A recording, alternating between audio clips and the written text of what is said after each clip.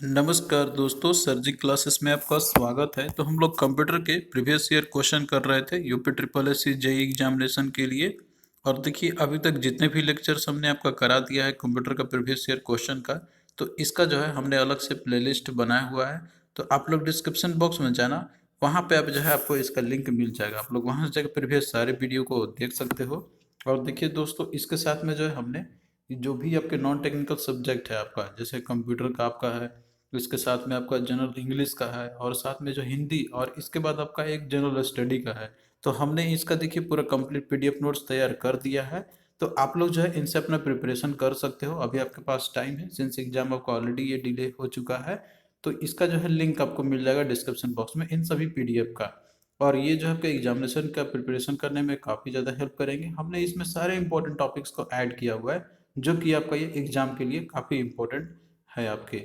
और देखिए, इसके साथ में जो है हमने एक कोर्स भी लॉन्च किया हुआ है, जिसमें कि आपको जो नॉन टेक्निकल सब्जेक्ट है आपके, जैसे कि आपका general Hindi, English, general study और कंप्यूटर है, तो इन सभी का जो है आपको डिटेल यहाँ पे लेक्चर्स आपको मिल जाएंगे। और साथ में सभी सब्जेक्ट का पीडीएफ भी आपको देखिए इसी के साथ में मिल जाएगा, आपको अलग से लेने की ज़रूरत नहीं पड़ेगी अगर आप लोग इस कोर्स में एनरोल अगर होते हो तो इसके लिए जो है आप लोग हमारा ऐप डाउनलोड करना, सरजी क्लासेस के नाम से है। इसका लिंक आपको डिस्क्रिप्शन बॉक्स में मिल जाएगा ऐप का। और कोर्स देखिए केवल 249 रुपीज़ में ही है। तो आप लोग जो है इसमें इनरोल हो सकते हो। और देखिए, जैसे ही आप लोग ऐप को डाउनलोड करोगे तो आपको देखिए रजिस्ट्रेशन कर लेना है, और इसके बाद स्टोर सेक्शन में चले जाना है, और यहाँ पे आपको जो UP triple S C JE वाला कोर्स को सेलेक्ट कर लेना है। और जैसे ही आप लोग बाई करोगे तो आपको देखिए फिर कंटेंट सेक्शन में जाना है, यहाँ पे आपको जो है सारे फोल्डर दिख जाएंगे। तो जो लोग भी तैयारी करना चाहते हैं एक ही जगह पे, एक ही प्लेटफॉर्म पे, तो आप लोग जो इसमें इनरोल हो सकते हो। कोर्स का लिंक जो है आपको डिस्क्रिप्शन बॉक्स में मिल जाएगा, जो ऐप हमने बनाया हुआ है।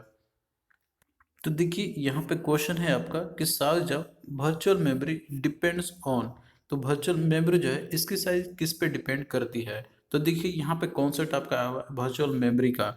तो इसको हम लोग पहले समझते हैं। मेमोरी के बारे में जो है हमने आपको बताया हुआ, और इसका जो है क्लास में जो है हमने अच्छे से डिस्क्राइब किया हुआ है कि मेमोरी जो है आपका स्टोरेज डिवाइसेस होते हैं, जिसमें हम लोग डेटा को स्टोर करते हैं, जिसकी एक लिमिट जो है कैपेसिटी होती है।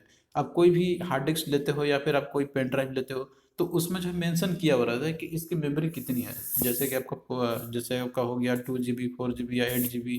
लेकिन जो वर्चुअल मेमोरी आपका रहता है ना, तो ये जो है एक अनरियलाइज्ड मेमोरी होता है, जो कि प्रोसेसर जो है एज्यूम करता है। अब मान लीजिए कि जो मेन मेमोरी है उसका रैम है, रोम है, तो उसकी क्षमता जो होती है तो वो लगभग एक सीमित रहता है।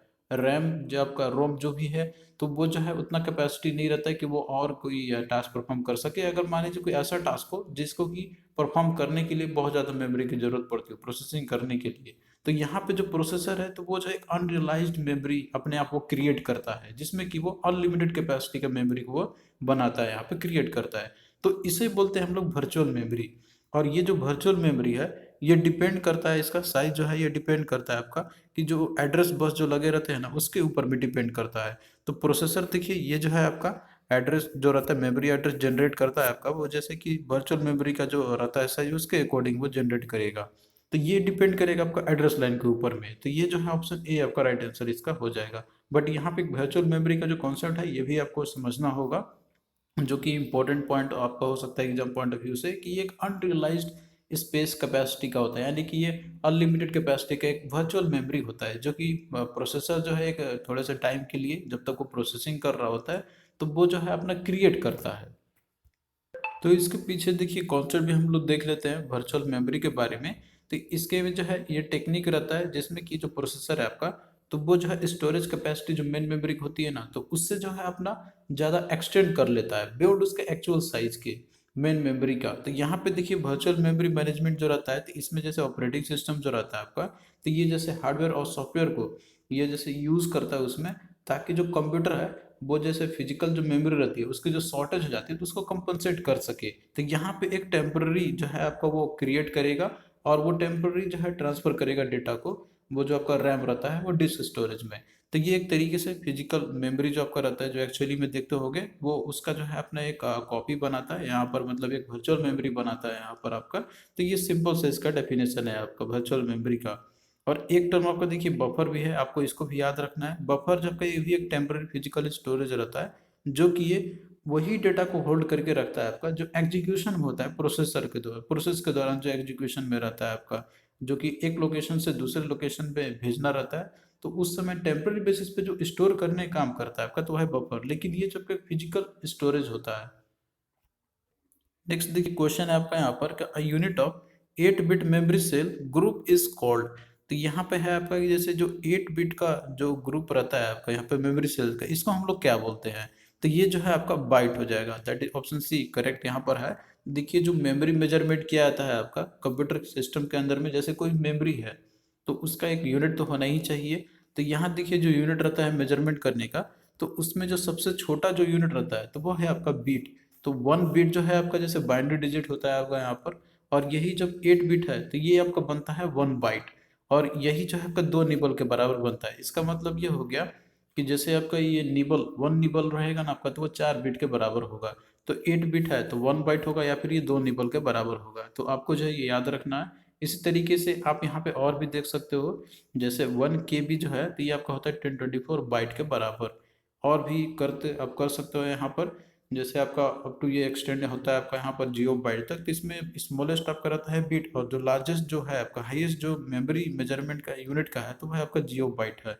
तो ये दो चीज़ है आपको यहाँ पे इंपॉर्टेंट है जो याद रखना है। बाकी आपको देखिए और भी बहुत सारा इन्फॉर्मेशन आपको पीडीएफ के अंदर में मिल जाएगा, जो कि आपको एक बार अच्छे से इसको समझना ही पड़ेगा। ऐसे रटने के लिए जो है क्वेश्चन बहुत सारा आपको मिल जाएंगे, बट आपको थ्योरी कॉन्सेप्ट भी आपको समझना होगा। तो यहाँ पे वही क्वेश्चन था कि 8 बिट जो रहेगा मेमोरी सेल ग्रुप का उसे बोलेंगे हम लोग बाइट बोलेंगे, और निबल देखिए आपका होता है ये 4 बिट का। नेक्स्ट देखिए क्वेश्चन है यहाँ पर आपका कि a byte can represent any number between 0 and. जैसे बाइट आपका रहता है तो ये जो है रिप्रेजेंट करता है आपका नंबर का बिटवीन 0 और कौन सा होगा। तो देखिए बाइट जो है आपका तो ये रिप्रेजेंट करता है बिटवीन 0 से लेके, ये आपका जो है इसका लेंथ होता है बाइट का, देखिए 8 बिट रहता है, यानी कि 8 बिट आपका एक बिट बाइट बनता है आपका। तो इसमें देखिए अगर आप लोग 2 की पावर 8 अगर करोगे तो वो 256 तक आपका ये जाएगा। लेकिन यहाँ पे सेंस देखिए 0 से काउंट किया जा रहा है, तो ये जो है आपका 256 नहीं अप टू 255 ही रहेगा। तो इस बात को आप लोग ध्यान रखना। तो क्या होगा, ऑप्शन बी आपका यहाँ पर राइट आंसर है इसका।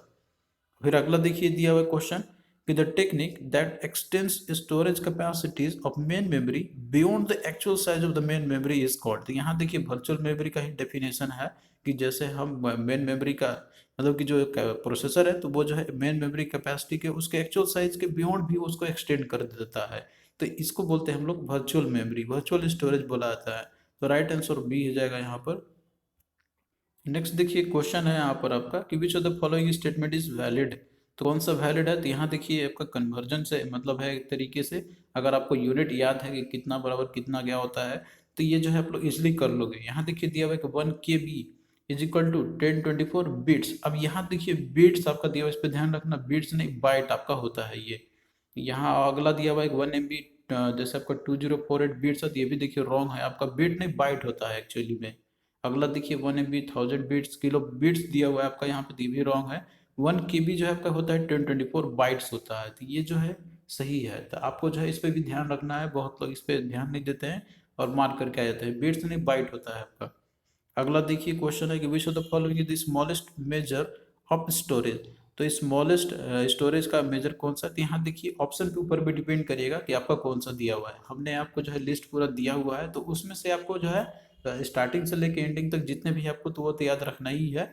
लेकिन ऑप्शन में क्या दिया हुआ उस पर डिपेंड करेगा। यहाँ देखिए दिया हुआ टेराबाइट, किलोबाइट, जेगाबाइट और मेगाबाइट। तो इस ऑप्शन के अकॉर्डिंग जो स्मॉलेस्ट मेजर है स्टोरेज का तो वो है आपका दैट इज किलोबाइट। इनमें से तो बी जो है राइट आंसर। अब यहीं पे देखिए आपसे पूछता है कि इसमें से जो है आपका हाईएस्ट मेजर स्टोरेज कौन सा है, तो वो आपका होता है यहाँ पे टेराबाइट इस ऑप्शन के अकॉर्डिंग। अगर ऐसे ओवरऑल बात किया जाए तो वो तो आपका जैसे बिट होता है स्मॉलेस्ट में, और हाईएस्ट आपका होता है वो जियो बाइट का। बट ऑप्शन में क्या दिया हुआ है आपका उस पर डिपेंड करेगा कि उसके अकॉर्डिंग आपको आंसर करना होगा। नेक्स्ट देखिए क्वेश्चन है कि H T M L stands for. तो एच टी एम एल जो है इसका फुल फॉर्म पूछा गया है आपसे यहाँ पर। तो इसका देखिए फुल फॉर्म आपका होता है हाइपर टेक्स्ट मार्कअप लैंग्वेज। तो ऑप्शन बी जो है आपका यहाँ पर राइट आंसर इसका हो जाएगा, हाइपर टेक्स्ट मार्कअप लैंग्वेज ये इसका फुल फॉर्म होता है। अब देखिए एच टी एम एल के रिगार्डिंग जो है हम लोग यहाँ पे कॉन्सेप्ट इसका भी देख लेते हैं हम लोग। और देखिए सारा टॉपिक जो है आपको मिल जाएगा, आप लोग इसको अच्छे से पढ़ना और कॉन्सेप्ट को भी सीखना इंपॉर्टेंट है आपका। तो वीडियो लेक्चर्स में हमने इसको डिस्कस किया हुआ अच्छे से, वहाँ पे आप लोग और अच्छे से इसको समझ सकते हो। तो देखिए HTML जो है इसका फुल फॉर्म होता है हाइपरटेक्स्ट मार्कअप लैंग्वेज। तो इसका जो है यूज़ किया जाता है वेब पेजेस को डिजाइन करने के लिए। आप इंटरनेट के ऊपर में कोई भी साइट आप ओपन करते हो तो वो जो कोई भी पेज आप ओपन करते हो तो उनको बोलाता है वेब पेज। अब उसको देखिए डिजाइन करने के लिए एक स्पेशल लैंग्वेज की जरूरत पड़ती है जिसे बोलते हैं हम लोग HTML हाइपरटेक्स्ट मार्कअप लैंग्वेज। और ये जो है ये भी बताते हैं वेब ब्राउजर को कि जैसे क्या चीज़ दिखाना है पेज के अंदर में, और वे इमेजेस जो रहते हैं तो वो कैसे दिखने चाहिए, डिस्प्ले कैसे होने चाहिए। तो HTML एक इम्पोर्टेंट आपका होता है, यानी कि इसके बिना जो है कोई भी आप पेज को व्यू नहीं कर पाओगे, मतलब ये डिजाइन नहीं किया जा सकता है। और इंटरनेट के ऊपर जो भी आप देखते हो कंटेंट तो वो सारा का सारा जो HTML लैंग्वेज से ही डिजाइन किए जाते हैं। नेक्स्ट देखिए क्वेश्चन है आपका कि which of the following protocol may be use for accessing the world wide web. तो देखिए यहाँ पे वर्ल्ड वाइड वेब आपका दिया हुआ है, जो कि हम लोग इंटरनेट को ही बोलते हैं हम लोग एक तरीके से। तो इनमें से कौन सा प्रोटोकॉल का यूज किया था एक्सेसिंग करने के लिए। तो यहाँ देखिए दिया हुआ HTTP SMTP SLIP या फिर नन ऑफ दीज। तो यहाँ देखिए HTTP आपका हो जाएगा, इसका फुल फॉर्म होता है हाइपर टेक्स्ट ट्रांसफर प्रोटोकॉल।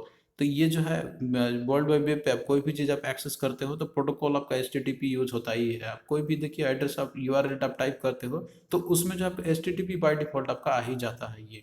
और यही जो है कमांड सेंड करता है आपका ब्राउजर ब्राउजर से जो भी रिक्वेस्टेड सर्वर आप जिस पे भी आप सर्च करते हो तो वो जो आपका HTTP कमांड सेंड यहाँ पे होता है, तो ये प्रोटोकॉल उसी समय आपका ये यूज होगा।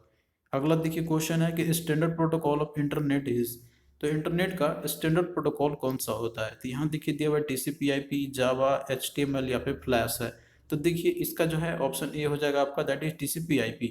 तो जो TCP/IP है तो ये इंटरनेट का एक स्टैंडर्ड प्रोटोकॉल होता है। तो इसके रिगार्डिंग जो है हम लोग यहाँ पे थोड़ा सा देख लेते हैं हम लोग। बाकी आप लोग डिटेल जो है इसको लेक्चर्स में आप लोग देख सकते हो वहाँ पर आके। तो देखिए जो इंटरकनेक्टिंग प्रोटोकॉल में आपका जो सबसे इंपॉर्टेंट प्रोटोकॉल है आपका वो है TCP/IP प्रोटोकॉल, जो कि ये इंटरनेट का ही प्रोटोकॉल है।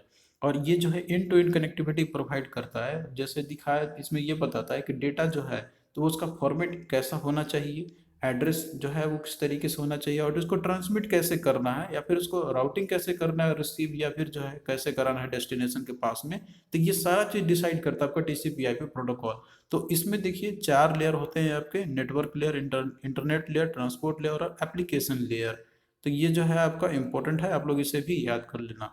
और बाकी इसका डिटेल में जानने के लिए जो है आप लोग वीडियो में देख सकते हो इसको, यहाँ पे पूरा पूरा कंप्लीट करना पॉसिबल नहीं है आपका। तो यहाँ देखिए क्वेश्चन यही था कि स्टैंडर्ड प्रोटोकॉल कौन सा इंटरनेट का, तो आपका TCP/IP। अब इसके बाद देखिए जावा है आपका यहाँ पर दिया हुआ है।